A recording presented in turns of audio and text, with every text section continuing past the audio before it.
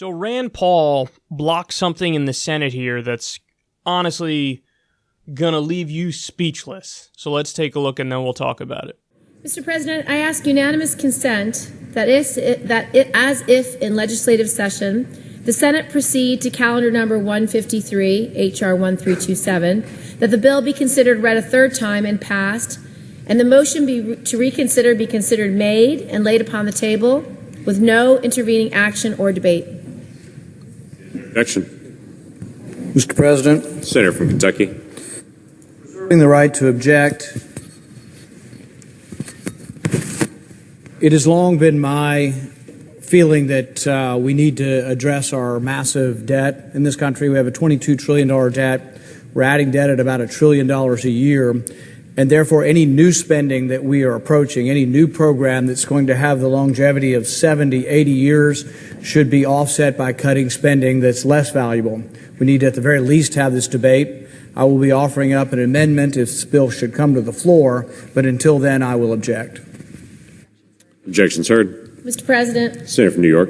I am deeply disappointed that my colleague has just objected to the desperately needed and urgent bill for our 9/11 first responders, a bipartisan bill that just earned over 400 votes in the U.S. House of Representatives and has 73 co-sponsors in this chamber. Enough of the political games. Our 9/11 first responders and the entire nation are watching to see if this body actually cares.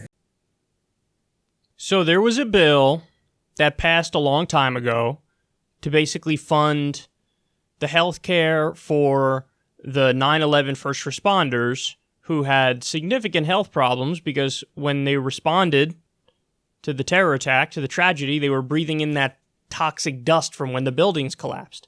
So a lot of these people died from cancer, died from severe respiratory issues, and a lot of them, it took some, there's like a latency period where some of them got sick relatively quickly, and then others, it was much later on that they got sick.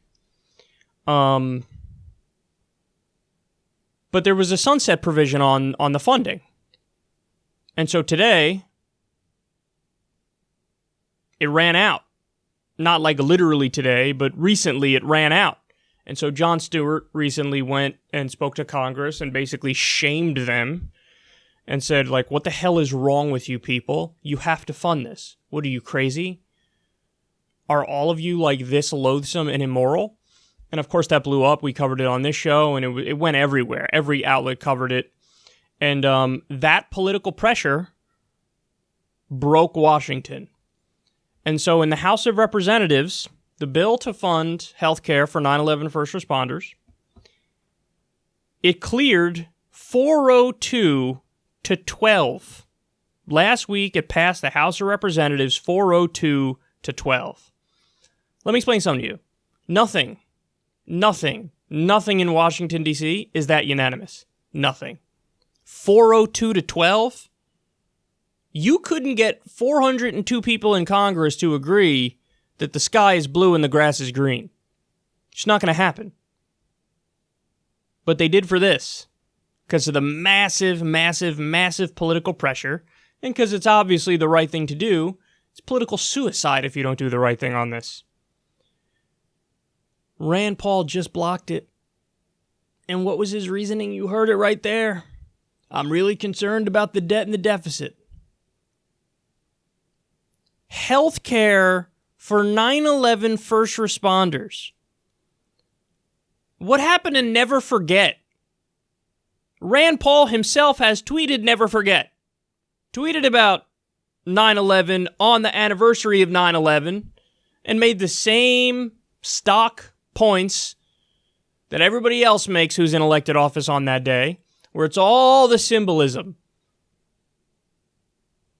And then now, when he thought nobody's watching, because he's a dumbass, he blocks it. And then afterwards, by the way, he's scrambling because holy hell rains down on him and he's trending on Twitter and everybody hates him. He's like, I didn't even block it. I don't know what you're talking about. I didn't even block it, bro. All right? All I'm saying is we got to pay for it. You just blocked it, though. Yes, that is your argument is, we should pay for it by cutting spending elsewhere. That is your argument, but you did block it. That's just an objective fact. We just saw it. You blocked it. 402 to 12, and you blocked it. That's what you did. Now, let me ask you a question. How much do you think this could possibly be? I actually don't have the number in front of me. But what, a couple $100 million, maybe? Maybe $1 billion for the funding for 9/11 first responders? I mean, that's what we're talking about here. In terms of Washington, D.C., absolute peanuts. Absolute peanuts. He's so concerned about the deficit, but he voted for the Republican tax cut package. It was tax cuts for corporations and the mega rich. That bill added over $1 trillion to the deficit.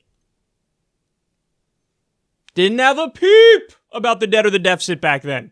Nothing. Nothing at all.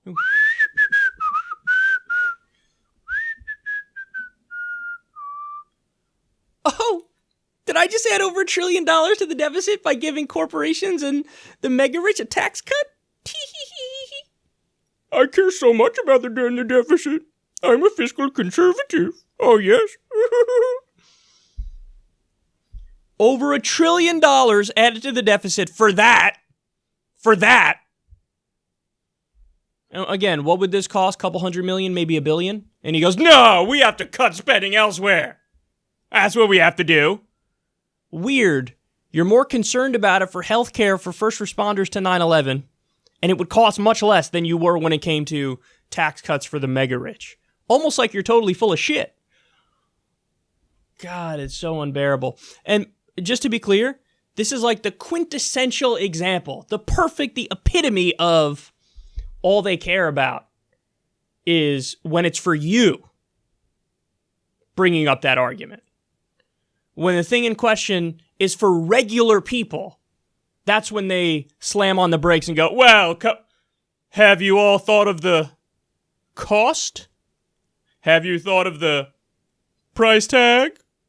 Is this going to add to the deficit? It's their stock argument to just gaslight everybody and block progress, any progress that would help regular people. That's all they got. Doesn't matter how, it could be the most obvious thing ever. I mean, listen, it is the most obvious thing ever when you talk about healthcare for people and you talk about education for people. They're like, oh yeah?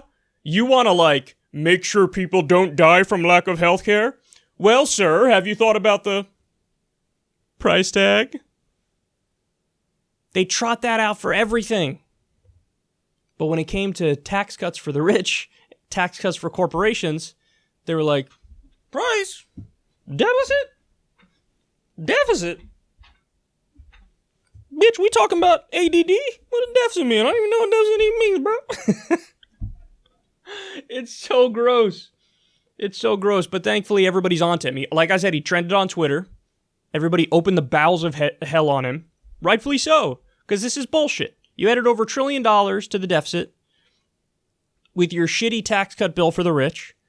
And now, when you have a much, much, much, much, much less expensive bill just to give first responders health care, you block it and gaslight everybody and concern troll about the cost.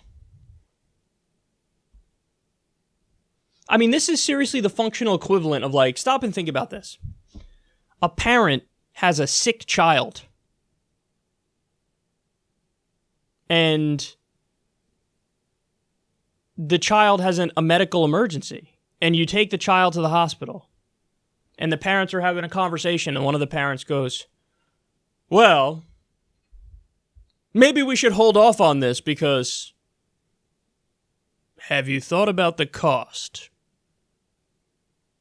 It might add to our debt. Everybody be like, what? It's a sick child. What is wrong with you? That's perfect analogy here because we're talking about 9/11 first responders, the heroes who showed up when there was a terror attack against the United States and risked their lives. Many of them died. And Rand Paul concern trolls about the cost to give them health care. Rand, do us a favor. Stick to fighting against wars because that's all you're good at.